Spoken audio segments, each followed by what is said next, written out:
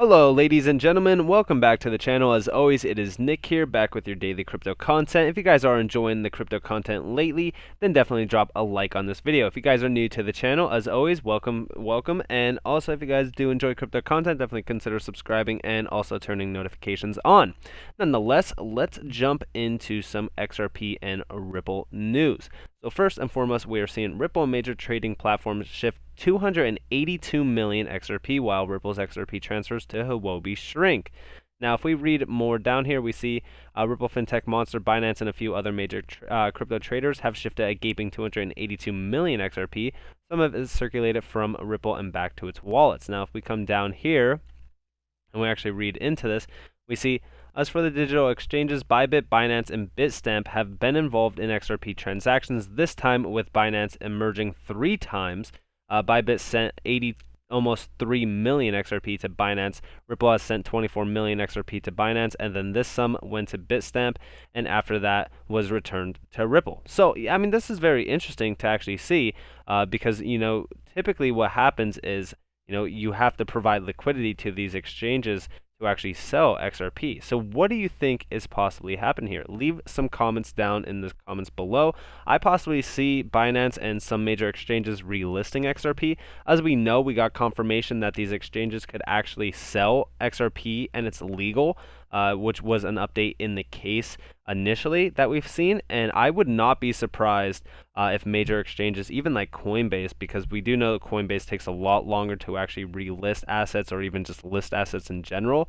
I could see them relisting XRP, and the reason why I see that is because there's a high demand for it, in which it does lead to a lot more fees being accrued for these exchanges. But let me know what you guys think down in the comments below. I personally think that we are getting very close to relistings happening overall. And talking about relistings, we do have a listing from a DeFi exchange network, and they are saying, we are happy to announce that the Swissborg app will support the XRP token, which offers institutions a fast, reliable option to source liquidity. The Swissborg app will allow XRP holders to exchange XRP with 16 cryptos and 15 fiats, all in one app, which is actually very cool to see. We're seeing a lot more, volume being added for XRP, which is always good to see, because we technically don't lack volume, but any kind of volume does help the price actually increase.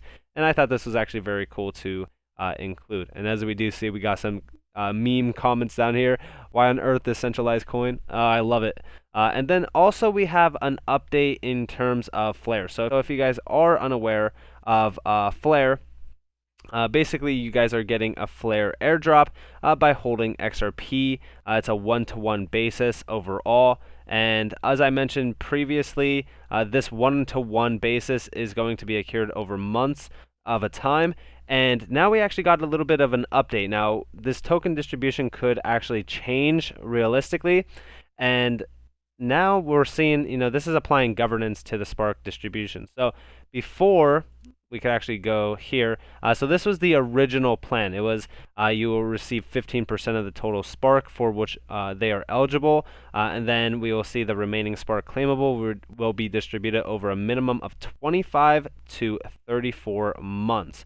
So it would take quite a bit of time to really get your Spark in full, but you would have to pay taxes on the 100% Spark that you do get. So you're technically, at the end of the day, paying an additional 85% in taxes for 85% of something that you actually don't have in your custody at the time, which to a lot of people, they thought that it would lead to a mass selling to really cover those taxable fees.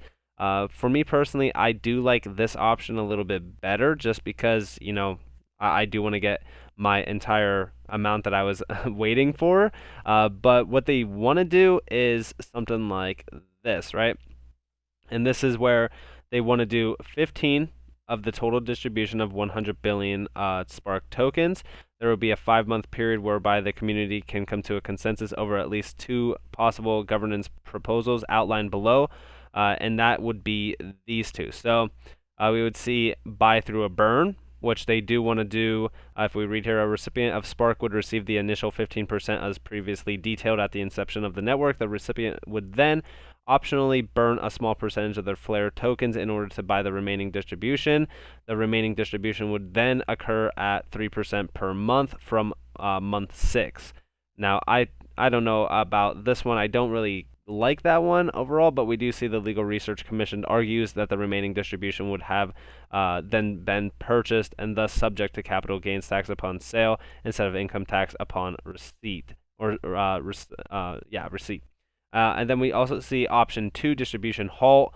This option would halt any further distributions. The remaining 85 billion would not come into existence. This would turn the initial 15 billion Flare into the total distribution. Now, a lot of people argue, yeah, less supply is better, but less supply always doesn't equal a higher price point for an asset. Now, we do know that Flare will increase significantly in price. We have already done some research on Flare networks, but I don't know how big of a fan I am of them pretty much burning the additional 85 billion. I still don't see the price, moving that much higher, especially after that 85 billion is burned. But let me know what you guys think down in the comments below on this. Me personally, I like the original idea about getting 100% of what I claimed or what I was holding at the time. Because I just like the idea of holding more so that I could actually stake more and earn more in terms of residual income. But let me know what you guys think. I'm not opposed to anything. I just think that this would be a better option in my opinion. But I don't like the idea of getting taxed for that additional 85%, of course. But I don't think anybody would really likes that either. But who knows? Let me know what you guys think. And then last but not least, we are going to be talking about Bitcoin and Ethereum. So we're seeing after XRP, could these cryptos be on the SEC's hit list? And I talked about this a little bit briefly on how Ethereum is pretty much a security, and it's actually they have more proof that Ethereum is a security than XRP at this time. And the reason for that is because there's proof that Vitalik actually held an ICO before Ethereum networks were even online. And there was actually proof that Vitalik was actually selling mass amounts of Ethereum at the time. So let's actually read into this. So we see if the SEC had some inkling that the price of Bitcoin was being manipulated or pumped up by a large holder or group of holders, that it could argue that there was a common enterprise there and sales by the group was in effect an investment contract, a sale of security, which this is actually very possible. We're seeing a significant chunk of Bitcoin circulating supply has been cornered by just 40 entities, while only 2% of the account holders hold 95% of all Bitcoin ergo. And this is actually very possible because we even look into, the manipulation on the market from Elon Musk, from billionaires like Mark Cuban, which we talked about a little bit of Mark Cuban getting rug pulled on Titan, which I thought was actually very comical. I don't think necessarily he got rug pulled. I think most likely he was doing the rug pulling as, he said that he got out at like a perfect timing, even though he's pretty much a trading noob at this. So I thought that was very funny to actually look at. But we do see here, but the foundation is a non-profit corporation and not a distinct entity like the SEC likes to pursue, not a company trying to use Ether to make money, so that's good for it. And they're talking about basically the Ethereum company here. We're seeing, for starters, it does have a semi-centralized organization that oversees the network and has raised money for the project in the past. Here, the Ethereum Foundation did so via a pre-sale too, one that perhaps meets the common enterprise prong of the Howey test, which I still don't agree with. I think that this is just trying pretty much for them to cover themselves. Again, for me personally, I just think that it is funny. But we do see here that I guess they're talking about Jeremy Hogan, I would assume, pointing out in his recent video that the actions of the foundation in the aftermath of the DAO hack and their effect on the price of the token are problematic too, however, and then that's when we get into this. And then we do see, in fact, according to Hogan, Ethereum 2.0 might pose more of a problem since the validators in the new staking system will do so with the exception of their stake will earn them a return. So yeah, I mean, I definitely do think at the end of the day that Bitcoin and also Ethereum will most likely come under scrutinization. I think Ethereum is a clear insight of pretty much a security. That's just my opinion, of course. Let me know what you guys think about that. but there is a lot of proof behind Ethereum being a security nonetheless, and I've chatted about it here and there briefly. I mentioned it multiple times in my live streams and on Twitter. I definitely think that at some point in time, Ethereum will most likely have to, go to court with the SEC. Bitcoin is a hard one to go after, as we do know that the creator is presumed anonymous, if you will.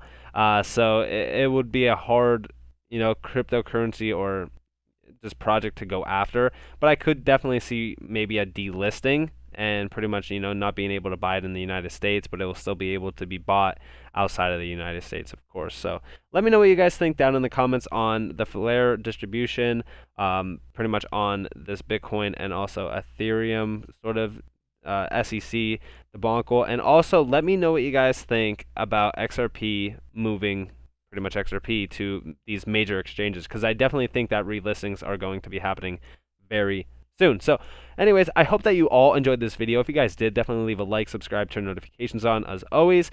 I hope that you guys are all having a beautiful day or a beautiful night wherever you guys are in this beautiful world. This has been Nick. Peace out.